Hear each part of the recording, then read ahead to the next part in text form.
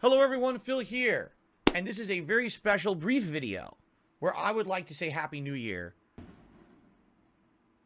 When you look at the year, how the year started, this was a year where I was attempting to rebrand. If you remember, there was a lot of things that had happened to me in 2021 that I felt were very unfair because I was still being associated with old monikers and old incorrect impressions about me, and I made a concerted effort in 2022 to change those, right? Jesus Christ. And the good news is, subscribers went up. You know, we were in a case where I was so stagnant with subscribers for a very, very long time. We finally hit 200,000 subs this year. That's a big accomplishment for a channel like mine that doesn't have a ton of active viewers anymore. You know, you thought 10 years ago when I was bringing in, 5 million views a month, that was one thing. But now, with the viewers that I have, to actually get any kind of real solid growth is kind of an accomplishment. And we did that this year. It was thousands upon thousands of subscribers. I think we started the year off around 190 something, and now we're over 201,000 and climbing. 2022 undoubtedly was a year of growth, not only in subs and views, but it was a year of growth for the content. It was about me listening to your direct feedback, a direct podcast with me having topics and things to discuss that were pertinent to the games that I was playing that day.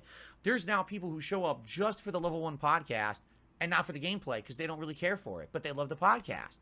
Take a look at the React content that I did this year. Reacting to, of course, live events like everyone else does, but really where it shined this year was the React content to documentaries. Myself, the Frederick Knudsen Down the Rabbit Hole, as well as the John and Howard video from 7+ years ago, things that I had left untouched, telling everyone, if I address that, it's drama.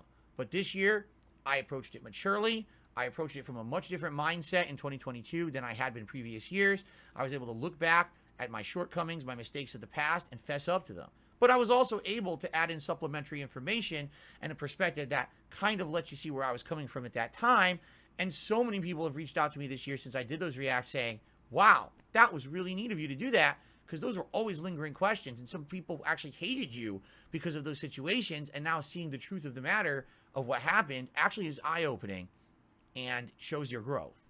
And on top of that, I did other kinds of reacts as well, reacting to other YouTubers' channels, reacting to advertisements on Black Friday. It was a pretty good year for new styles of content here on DSP Gaming. That worked. They all worked. It was a really awesome year diversifying my stuff, and I hope that you guys felt that.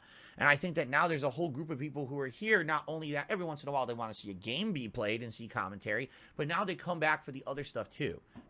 During the summertime, I literally cleaned out my closet. We have a unique relationship. You like me, I like you, and that makes no matter what I'm doing on these streams, fun and worthwhile. That's what I'm going for. It's no longer, well, Darkside feels only entertaining when he's reviewing a hot new game, or he's raging at a game, or he's sucking at an online game. Instead, it's like I can have fun on DSP Gaming no matter what happens.